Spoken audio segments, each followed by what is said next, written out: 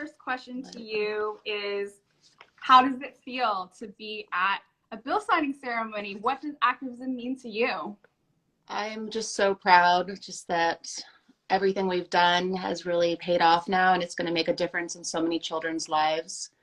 And just the power of using your voice and your platform, and it's amazing. And I'm so grateful for you and everyone at Rise. We've learned so much about just how to speak to senators and how to do all of these things that are so new to us. And you're just such a brilliant woman, and I love having you as a friend and a mentor, and just I love you so much.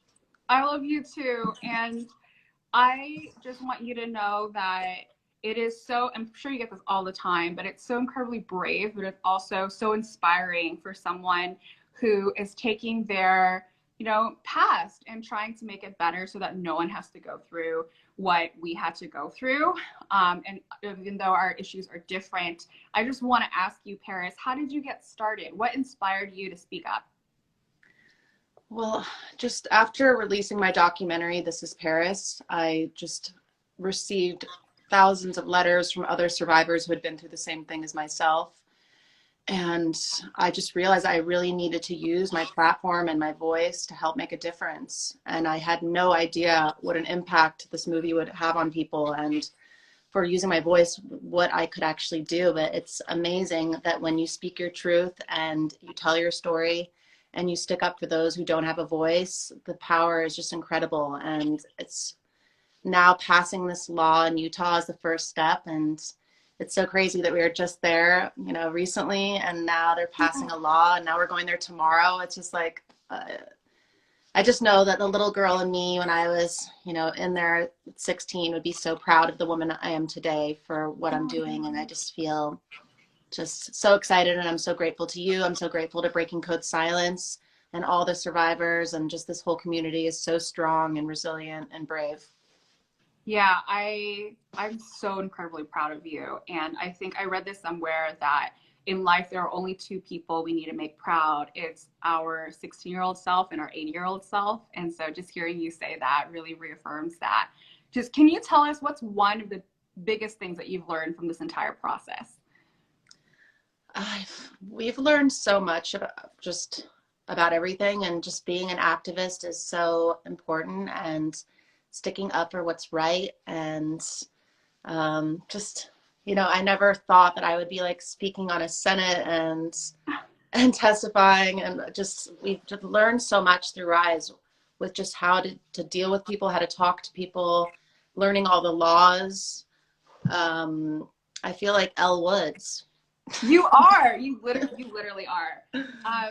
There are so few people who get to experience democracy, and I'll just tell you, as somebody who has been there to someone who's about to get their first law signed, Paris, one of my favorite moments is, it seems so simple, it's a magical moment that happens right before the governor steps out. And so you're going to be standing there right behind his chair probably, because he's probably going to, walk out and sign the bill. And you're going to see the pen there that you're probably going to get, and the bill. And it's just a piece of paper, Yeah. But once that bill is signed, hundreds of thousands, and if you include, like future people, right? The history has changed, and you have been a part of that. And so I just hope tomorrow when you are standing there and you look at this pen and piece of paper that you realize that you made this happen. And I don't know, for me that's like such a small but magical moment. I just wanted to share that with you. Oh, thank you. I'm so proud. I've never felt so proud about anything in my life. I've done so many things in my life that I'm proud of, but this by far is the thing I'm most proud of, because it's really going to make such a difference in so many children's lives, and also other survivors that have been through this who are now finally getting the justice they deserve. And this is just the first step. This next, we're taking this on a federal level, and this is going to happen in all 50 states. Absolutely. And with that, I want to invite Caroline, who is a part of Breaking Code Silence. Caroline, I'm going to turn it over to you and Paris now to talk about your campaign. Well, thank you so much for all that you have done, Amanda, and all of Rise Justice Labs supporting us in this endeavor and supporting us in this movement. And I think one of the most rewarding things has been being able to see this real, tangible change and knowing that that's affecting kids' lives. It's just so incredibly exciting to us. So thank you for that. Of course, of course. So, Caroline, go ahead, take it away with your pitch about Breaking Code Silence. Absolutely. So, Breaking Code Silence is a grassroots movement of troubled teen industry survivors. We have all been to some kind of lockdown behavior modification school and experienced the true trauma that takes place in some of these institutions. And these facilities are across they're in every single state, they affect every community, and they're providing residential treatment for kids between the ages of 5 to 18 years old. And oftentimes kids are experiencing things like solitary confinement, physical restraint, injected sedatives. They can actually lose consciousness. And so Breaking Code Silence is working with advocates and lawmakers, incredible organizations like Rise, to not only bring awareness to this issue, but to create meaningful. So we created a state-by-state initiative where we are changing laws on this level. But really, our next big goal is breaking the federal arena. And one of the things that our federal bill will do is it's going to create funding and resources for protection advocacy agencies in the state, and it's going to build that protective infrastructure that we need to keep kids safe. That's fantastic. Caroline and Paris, thank you so, so much for hopping on, for talking about why you're fighting for this. And you know what? I hope that tomorrow when you're standing there, you have that magical moment and you just know how much power is within you. I'm so sorry for everything that you had to go through. And I am just so incredibly proud that both of you are channeling, well, what you've gone through to create justice for the world. So thank you so, so much. And can't wait to celebrate you in all of your history making. Thank you. Thank you, Amanda. Bye. Thank you, Amanda. Bye. Bye, girls. See you tomorrow. All right, next up, we are going to have some incredible folks also joining us. It's Bobby Hundreds and Amanda DeCadenet. Is that Bobby? Yeah. Oh my God. We did it. Hey. Hi, Amanda. Oh my God, how are you? I'm good. I'm here. Thank you so much. Honestly, so the way that we did this was we have some incredible activists and we literally spaced it out so that people who have huge followings, I'll just be honest, would be able to be there to help uplift these incredible activists. So I want to thank you and Amanda DeCadenet so much for joining us because we literally. Oh, I love Amanda. Hi, how's it going? Hi. Good. Hello. Are you both in LA right now? Yes. I actually just flew back. I was in Hawaii till last night. Oh my God. I've been here for like a few hours. There? Yeah, you don't have to quarantine there anymore. You can take a test, you're good, so. Incredible. Yeah. Hi, Bobby. Hey, I'm with the Amandas. Meeting? I think we've had a lot of communication over the years, but we never actually have seen each other face to face. Oh my God, I'm so glad. Yes. I'm so glad I get to bring folks together. You did. Thank you. Of course. No, thank you both. So Caitlin is also joining us for the next 5 minutes. I'm going to ask the both of you, Bobby first and then Amanda, what does activism mean to you? And Bobby, why don't we start with you? What does it mean to be an activist? I'm going to kind of riff off of what Paris was saying. I think I've always defined activism as standing up for yourself and standing up for others. It's very simple to me. I know it can come across as a very loaded term, especially these days. There's a lot imbued with it, but if you abide by that, if you're just standing up for what you believe is right for yourself and you want to defend other people, I mean, that's just base activism to me. Awesome. I really relate to that. And Amanda, what does activism mean to you? You know, it's interesting because I have been thinking about the word activist, and I think that, you know, when we have to put down like what is our job titles, and you know, people say, well, you know, you're an activist, and I guess I am because I believe in you know, speaking up and standing up and trying to create tangible change. For me, it's around inclusion and certainly around women. But I would say I'm an advocate, which for me kind of describes what I do a little more, which is I advocate for people, and I advocate and I use whatever voice, you know, I have in different. I tend to identify as an advocate more than an activist, although I would not be upset with being called an activist. I love that. Yeah. And I also think, you know, doing it in, you know, one of the things I've also been looking at is how much of an advocate am I in my own home and in my own community?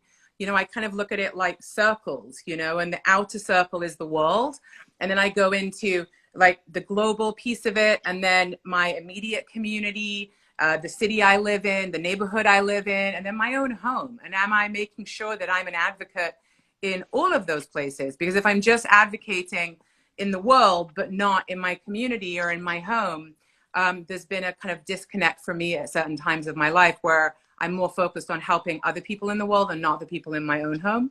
So I've also looked at that piece of it as well, making sure that I'm being, you know, an advocate through and through. Yeah, I once heard this quote, and it was that activism is like a straight voltage, and advocacy is directed energy. And I think there's certainly a That's role. beautiful. Yeah, not my quote. I think it's David Pluff, maybe. And I really relate to that because both are necessary in movement building. And honestly, for me, it took me a long time to adopt that word. I like definitely am an activist. That's something but like in the beginning, especially as I was juggling different roles, you know, I was like, you know, I actually don't feel like you know, I'm an activist, but it's up to everyone to choose, you know, and I think that, again, there are different ways in which people can participate in social. Thank you, Caitlin. This is so awesome. I grew up hosting live TV, and I feel like I'm back on live TV now. I love this. I really appreciate that. So good. So, no, I really, really relate to that. If there is and people thing, can also start wherever they want. Do you know what I mean? That's the awesome thing about being an advocate, an activist, however you want to describe it, is for me, it's being of service. And we can start in the smallest little way. It doesn't really matter. Just pick something that you care about, that feels important to you, and you can start there. Amazing. Amazing. Well, Bobby and Amanda, I just want to thank you so much for joining our conversation today. And next up, we have the Tennessee Alliance for Black Lawyers. So thank you. Have a wonderful day. All right. So next up, we have some incredible folks who are joining us. They have been working so hard on voting rights. And I am so excited to invite them. As I do, Caitlin, do you have any words you want to talk about, table? Well, I was actually hoping to ask you, Amanda, what is Rise Justice Labs? I know we're doing this in support of Rise Justice Labs, but could you tell us a bit more about what is this program? Totally. So Rise Justice Labs is an accelerator for civil rights. And oh my God, two of my favorite people on the planet are here. I didn't realize we get both of you. It is so good to see you both. Oh my goodness. Oh my gosh. Okay, so I have to say, where are you calling in from? Are you in Tennessee right now? Or are you in DC? I'm in Tennessee. We're both in Tennessee. Yeah. Oh my gosh. Well, post-pandemic, I absolutely want to visit you in person because I've heard so many great things about Tennessee. Well, you know what? This is your time. So I'm going to turn it over to you right now so that you can tell everyone what you are up to. Okay. Awesome.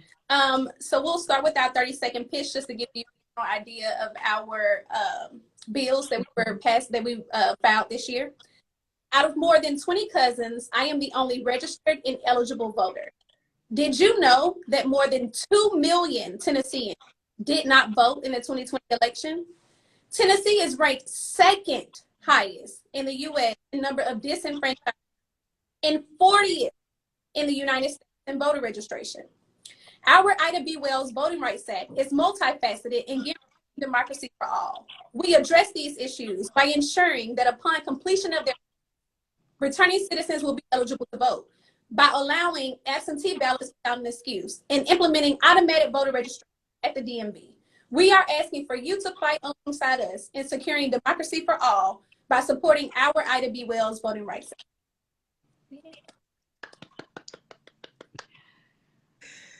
Yeah, so I mean, we have been so excited. Obviously, the accelerator was a phenomenal experience. Oh my goodness, we learned so much and time. And so now, you know, we are focusing on building out our movement so that it isn't just linear for like this legislation. Like voting rights impacts everyday lives of, you know, of us, and like our participation in democracy, our investment in our community. It's the way that we invest. It's the way that we have a voice. It's the way that we speak up about issues that matter. And so, you know, we are so excited to, you know, be doing several different initiatives. We're planning on going to a TX game this upcoming weekend to start voter registration drives. We're planning on going to high schools within the state to talk to seniors about registering to vote super soon. Of course, you know, we can use all the support we can get here in the state in terms of our legislation.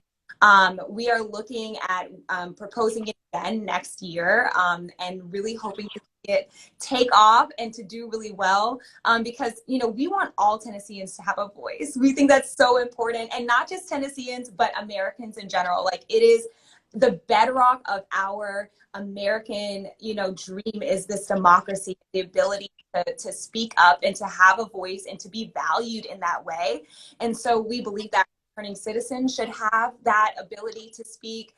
We should have that ability to speak in our communities. And there should be less barriers to the ballot box. Absolutely, we can have a secure and safe voting rights system while also ensuring people that they're going to have access. And so that's our goal. That's what we're working towards. And we have so many amazing things on the horizon. We're super, super excited. Voting rights are rights for all. That's exactly right. I see somebody in the chat saying that, and that is so true. It's so true. And we have, you know, we have a long way to go, but we are slowly but surely seeing people invest in ideas like allowing college students to use IDs that they receive, that they're verified through their college. They have to go through this whole process to get that ID. Why not be able to use that at the ballot box? There are just so many that, you know, we believe should be right and should be automatic and should be things that we don't have to fight for forever, that we can just say, hey, we've gotten ourselves to the point where our democracy is functioning and it's doing really, really well. Absolutely. And everyone, please go to their Insta handle, which is TABLA. Oh my God, it's just Table Lawyers. Tab Lawyers. To find out how you can help them if you care about voting rights. All right. Well, Chakoya and Simone, thank you so much for joining us. We love you, and we can't wait to see your journey. Thank you so much. Thank you. Love you guys. Take care. All right. Next up, we have, again, a legend joining us. That's Alana Glazer. So I'm so excited to welcome her. And in the meantime, I'm going to answer the question, what is Rice Justice Labs? Well, here she is. Hi, sorry. Alana. I got the invite. Maybe I came on too quickly. Oh, no, it's all right. Thank you, Alana. Where are you calling in from? I am calling in from Brooklyn, where I always am, apparently. Oh my God, that's right. That's right. I totally forgot. Thank you so much for joining us. Thank you so much for having me. This programming is so cool, Amanda. Thank you.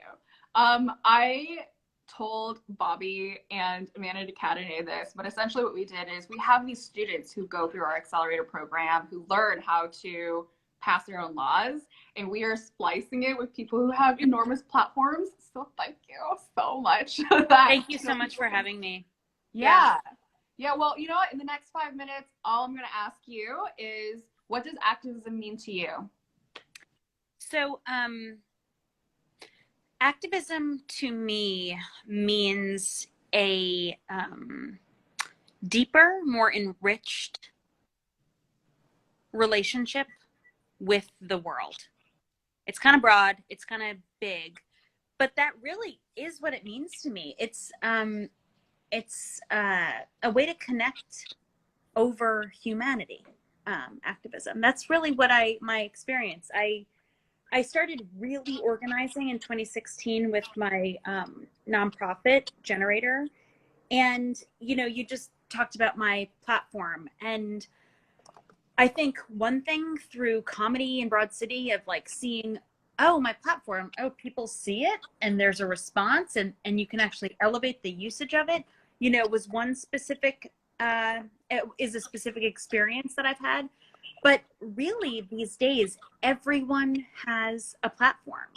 And while there's so much like evil in the way the algorithms are made, the way certain people are blocked, the way specifically Black organizers are blocked, and I don't know, kind of the racism that exists within the search engines, and it's just like, Jesus, how did we get here? And it's possible to undo this. While that is all true, and I want to like hold that, and the all the money and all the shit with tech, there's also this like amazing opportunity these days with Instagram is where I really find it, but information and activism and connecting and organizing through social media is, I think it overpowers. I think the love and justice, even though it's still, there's so much bad shit going on, I do think it overpowers and in the end will win out. That's so hopeful. I really needed to hear that. It's for the past several weeks, it's been like drinking from a fire hydrant. And recently, actually in the very beginning, Alana, you were one of the first people to share that video that I posted, and you reached out to me to just say like, hey, I see you, and that meant so much. So I just want to thank you for that. And I think a lot of people, especially if they aren't in the community that is being activated, I suppose is the word, they don't know how to be allies, right? And I just want to bring up that example because it meant so much. And yeah, I just really appreciate you. I think it's really my pleasure and honor. Thank you for showing that appreciation, but it's really my pleasure and honor. I really mean it about humanity and enrichment. It's like, I'm like missing live comedy, right? But the reaching out and connection, it's like, that's, and with stand-up, you think it's just like jokes or something, but it's really like spiritual. And that this connection and this instant possibility that you're making happen right now, it's like, it really is hopeful and beautiful. And, the fact that you just brought your soul to that interview, that's what like pierced through. It's really, again, I want to hold the complexity. So there are examples of like makeup videos and like everybody looking like the same way. And it's just like, what is this robot shit going on? Like that does pop off in a particular way, but nothing beats realness and real heart and like for presenting your heart and your soul first. Nothing beats that. And it was super strong of you to really genuinely share that. So it was very easy to recognize. Thank you. Thanks, Caitlin. And I just, how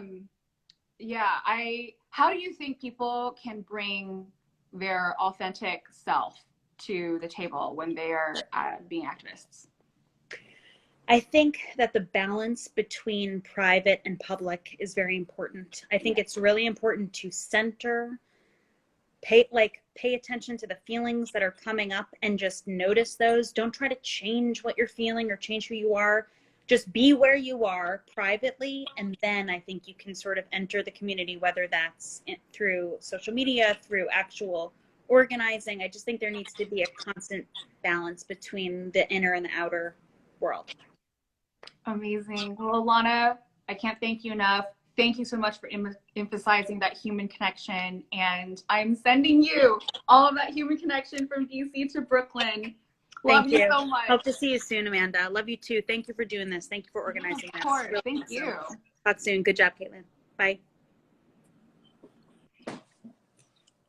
Awesome. Well, we are about to invite someone who has been on the front lines working so hard to fight for the rights of survivors, especially on college campuses. This is for sexual assault survivors, and we are in Sexual Assault Awareness Month. And so we are welcoming Every Voice Coalition. Hello. I think she's buffering right now. It's loading. Yeah. Hello, how are you doing? So well. We're so excited. Gosh, you have accomplished so much. And Nora, I am so proud of you. So I'm just going to turn it over to you to talk about what you guys are up to. All right. Thank you so much, Amanda and Caitlin, for having us here today. So my name's Nora Gallo. I am one of the co-executive directors of the Every Voice Coalition, sort of here to share our work on, what we are doing to combat campus sexual violence on campuses and in states across the country. So just to start off with a bit of an overview of who we are, what we do, and why we do it. 1 in 10 college students experience sexual violence a year. And in 2020, that left nearly 2 million survivors of campus sexual violence across the country. The Every Voice Coalition, though, seeks to change that because we are a coalition of survivors, students, and advocates who believe that stopping campus sexual violence isn't just about changing school level policy, but it's about really changing sort of structurally through legislative reform. To date, as you said, we have accomplished quite a bit. We've passed 2 laws in 2 states and have student movements growing in 10 states total. And we do look forward to bringing our work to the remaining 48 states without our comprehensive policy. And because we know that transformative change relative to campus sexual violence must be led by survivors and students, we are building a new paradigm for legislative change, true grassroots movements led by those most impacted. And so to do so, we train and support the next generation of student leaders focused on addressing campus sexual violence through writing, fighting for, and passing student-written survivor-centered legislation, because change can and should happen now. Amazing. You have actually passed 2 laws at this point. How can people get involved? They want to help. Yeah. Of course. So right now, sort of, one of sorry, I have my shawl on too. I'm very cold. One of the main sort of kind of modes that we focus on is centering students and survivors in this fight. And to do so, as I said, we recruit and train the next generation of student leaders. So, if you are a student who is looking and getting involved, you can reach out to us through our website, contact, DM us on Instagram, or you can apply to our Next Generation Leaders Fellowship Program. Applications will close April 15th. We're accepting students in a few different states across the country to be able to get engaged in our work. And then also, we're currently at this major inflection point. And if folks want to be able to sort of get involved by supporting either with their knowledge or financially, definitely come reach out to us. We're really trying to sort of flip the narrative on what it means for students to be able to be involved in this work and be able to empower students financially and with knowledge to be able to take the lead in on-ground grassroots organizing and advocacy. Amazing. And what is your handle again? Every Voice Coalition. So that's EveryVoiceCoalition.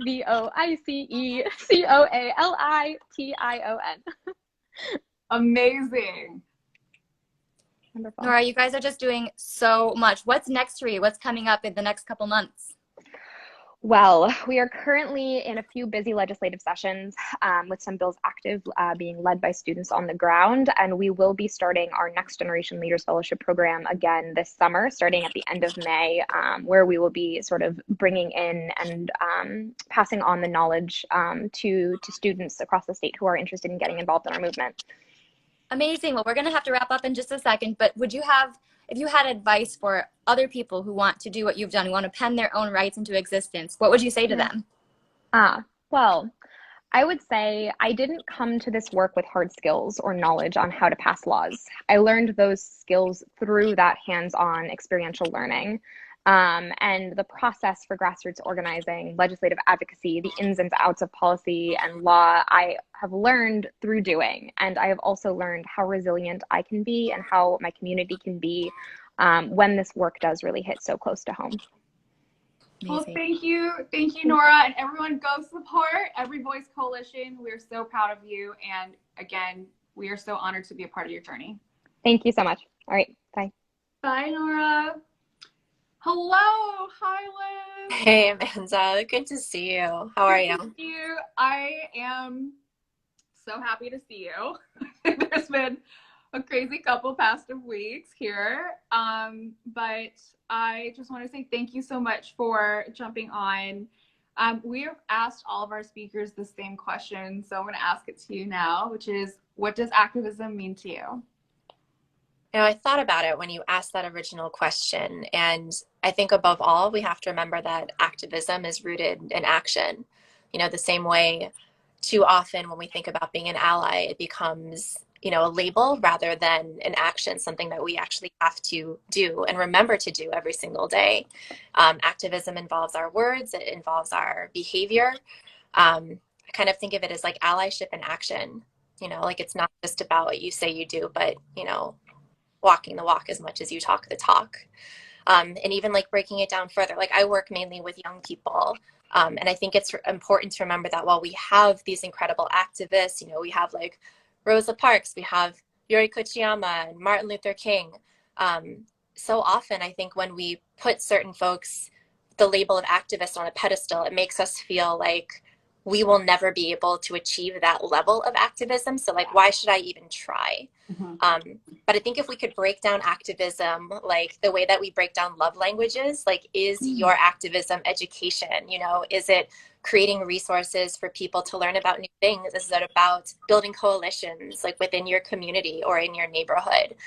There is no one way to be an activist. And I do think that depending on what people are interested in and what they're passionate about and how they best express themselves, there is something out there for everyone. So don't think that, like one of my fourth grade students once said, it's not like you have to be like Martin Luther King, like right away. There are things that you can do starting now in our everyday lives that can like put us in the realm of like being activists.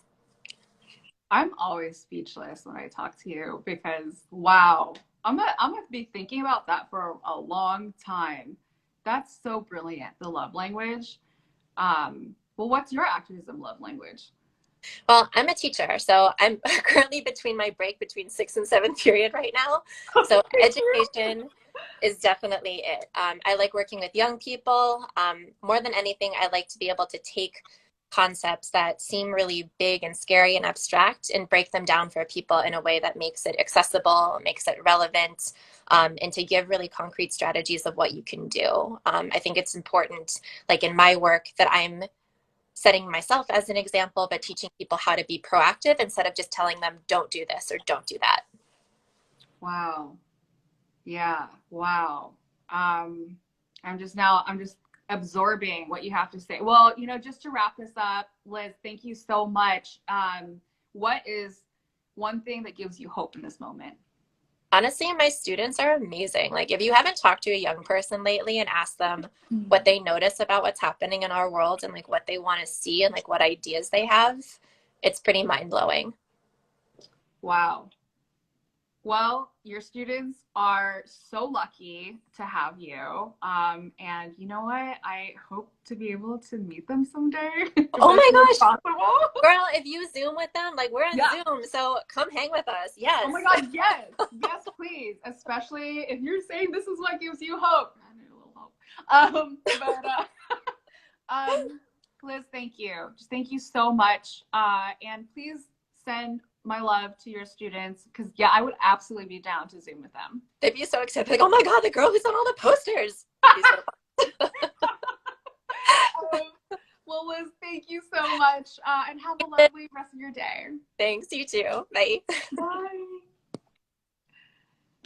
All right. Well, Caitlin, do you want to talk about the folks that are going to be joining us now? Yeah, absolutely. We are thrilled to welcome two leaders who have been organizing in their own communities.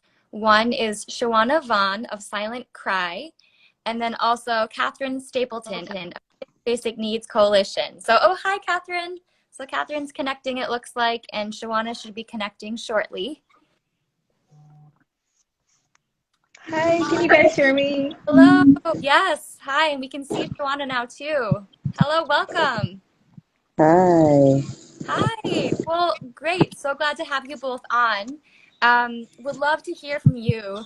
Shawana, could you tell us a bit about your campaign and what you're working on? Absolutely. My name is Shawana Vaughn. I'm the director of Silent Cry, and I'm working on grassroots legislation, the first of its kind, called post-traumatic prison disorder. Shawana W76337. I have the only mass incarceration mental health bill in the country. Incredible. What inspired you to get involved in this work, Shawana? My life, April 15th, 1978, I was born in prison, vended to the foster care system, and at 17, I was back in prison doing a 5-year sentence, vended to the state of California. Oh, thank you so much for sharing your story with us, with the world through your work. How can people support you in your work?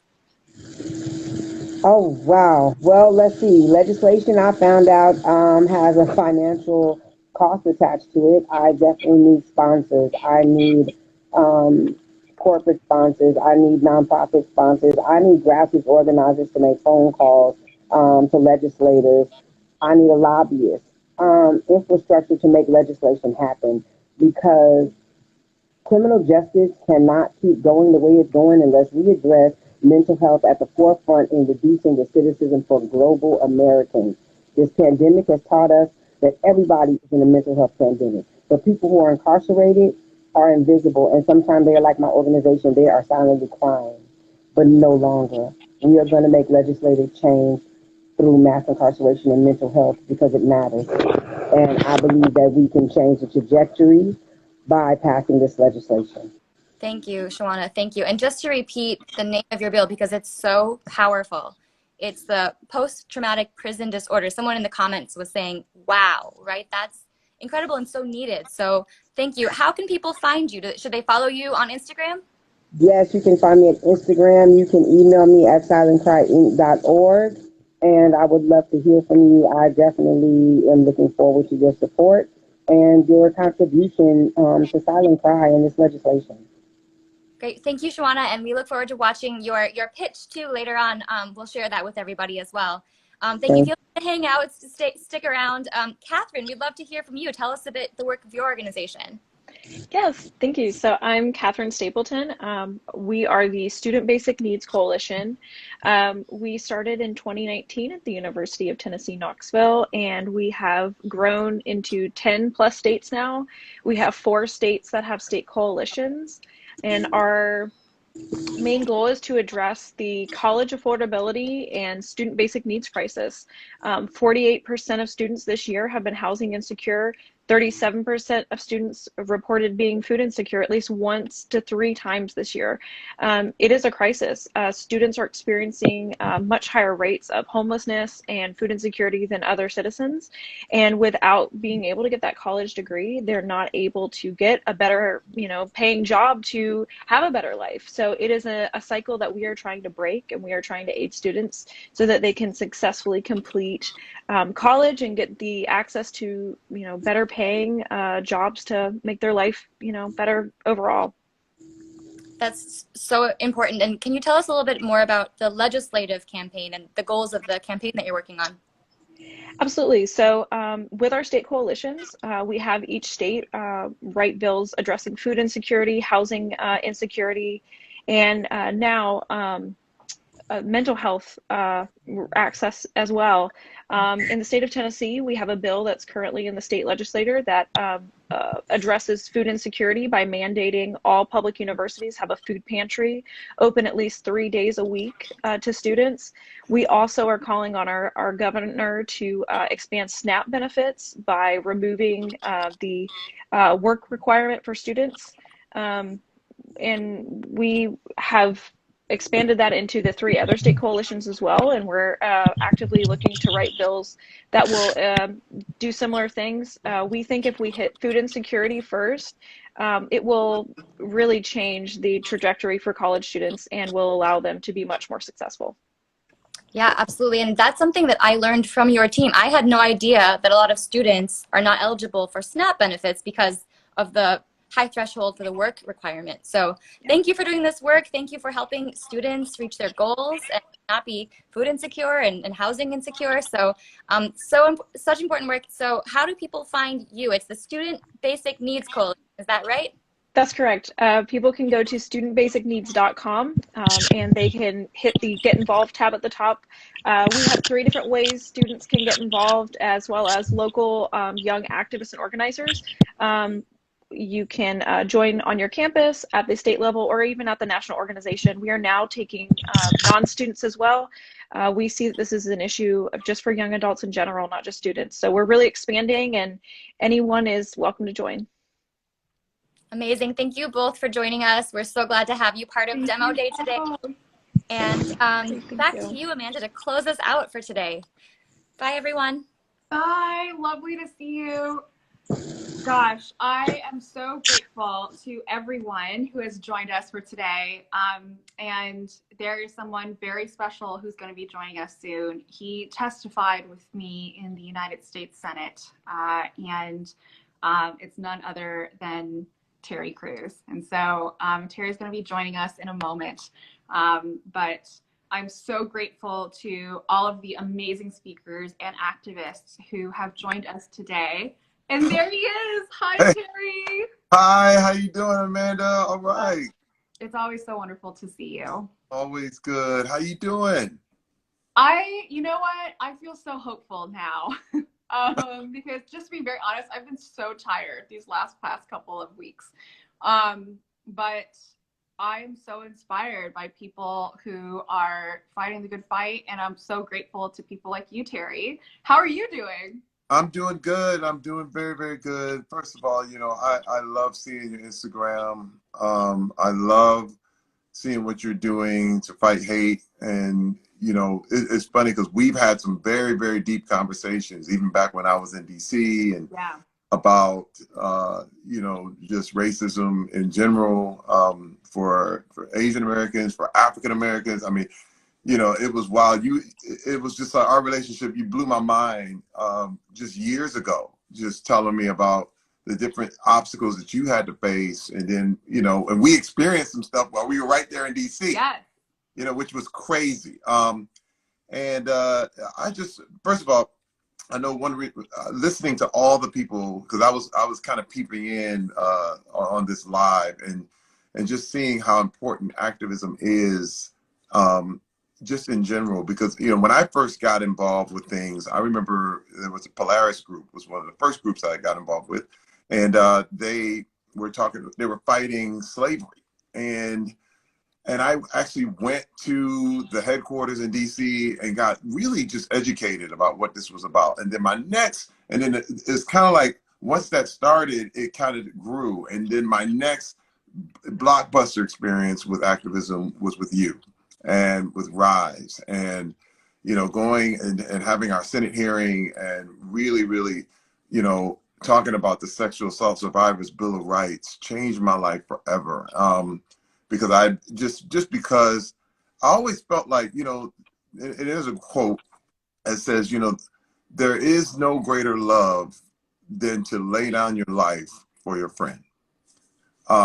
And, there is, with activism, you are literally laying down your life in so many ways. And I just don't want to blow smoke and let people think this is all, it's just like, do this, but you are really it's all about giving of yourself. And I have to say, Amanda, you've been a spectacular example of someone who has literally laid their life down for their friends. And it's truly and truly incredible. It's always inspiring, and it just always pushes me to do more, pushes me to be more.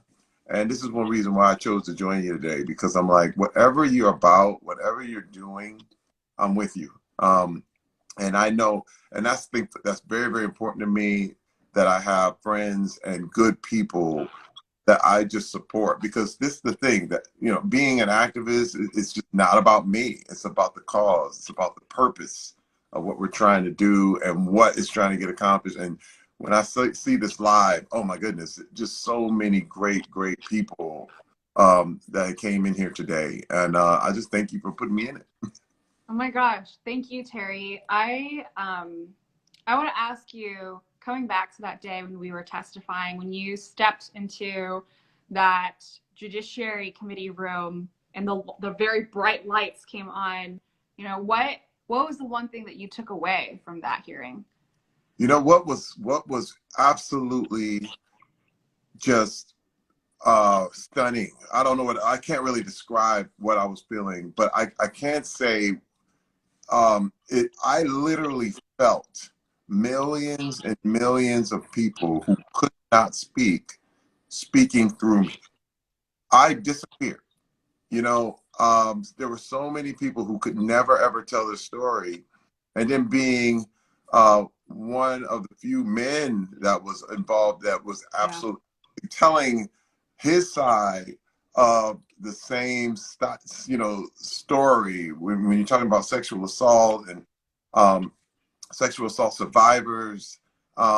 It was super, super special, simply because it opened up, it really, really shed light on what this thing was. I think, people tend to think, oh, it's a women's issue, and then it's that issue, it's whatever issue. But this is the thing.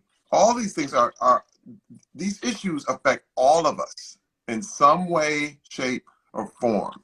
And I felt the power of generations of people who could not speak. And they spoke through me. And again, I'm so thankful that you set that whole opportunity up, because it literally blessed me forever. And I'm forever changed. And that's all I can say. It was super, super powerful. It was super special. And it literally ranks above everything else I've done in my life. I mean, I have to say, there's certain things that movies, TV, that's great. But this is about really, truly helping people right where they are. And, it's past the tweet, it's past the post.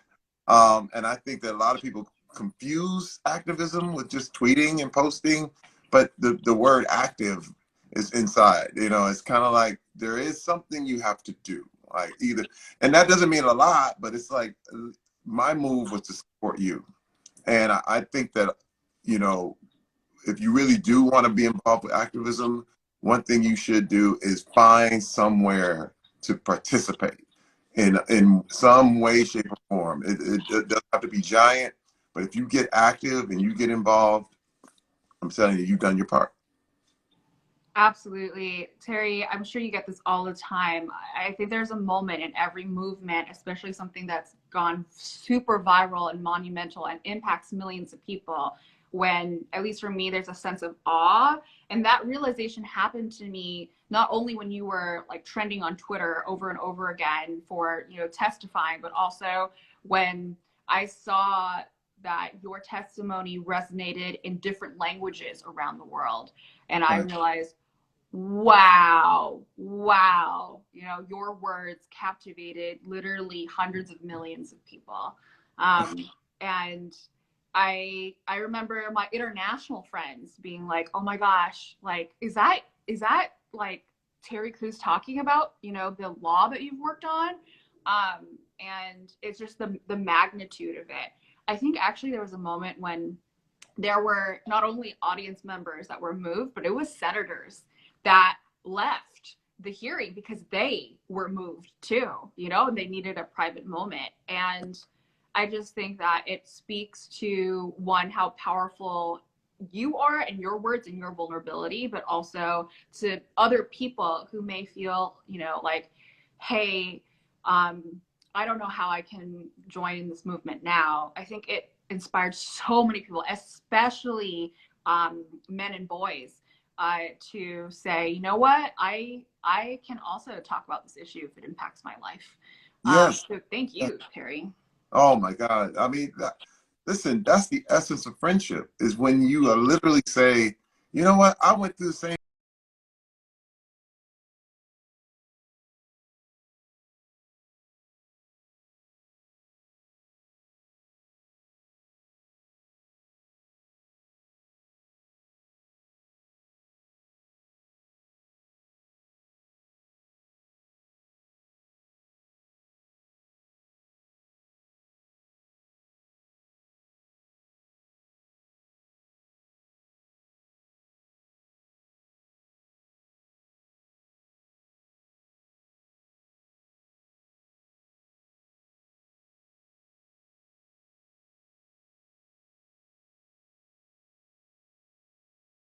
It was worldwide.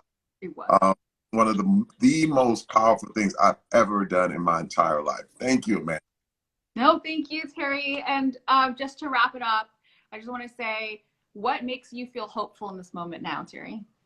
You know what makes me feel, one thing that really does make me feel hopeful is just the fact that, look at the technology we have right now. Yeah.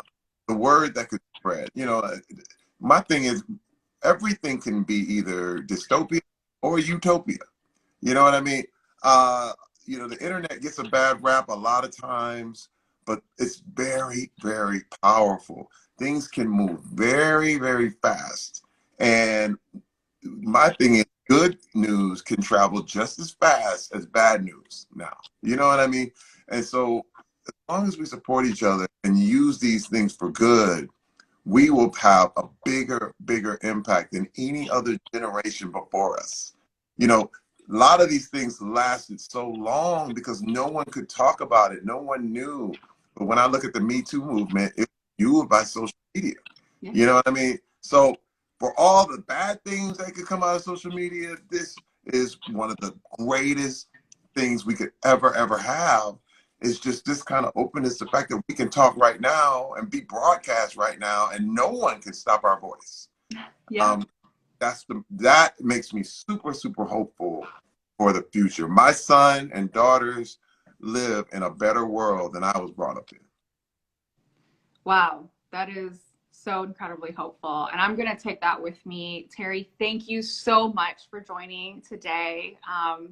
I love you. Please send my love to your entire family. And congratulations on your new book. Yes, yes. I love you too, Amanda. Thank you so much. You're the best. You're the best. Anytime you need, got me. Bye, Terry. Okay, bye-bye. All right, everyone. Well, I just want to thank you so much for joining us today for Rise Justice Labs Activist Marathon Demo Day, which stands for Democracy Day. If you have an idea about a law that you want to pass, please check us out at risenow.us /Rise Justice Labs. We're going to have a bunch of links. You can check it out on my link, or you can go to risenow.us on our Instagram page. Our website is risenow.us, and please apply. So what happens is, what we do is we look at amazing people with ideas for how to change the world. And if you are accepted into Rise Justice Labs, we will coach you on how to pen your own bill, how to testify like Terry did, how to speak to reporters, how to set up press conferences, and ultimately how to get to that bill signing ceremony like Paris is going to tomorrow. So we are so excited to help you pen your own civil rights into existence. And with that, thank you so much for supporting all of the incredible activists today. And thank you to all of our speakers. Have a wonderful rest of your day. Bye, everyone.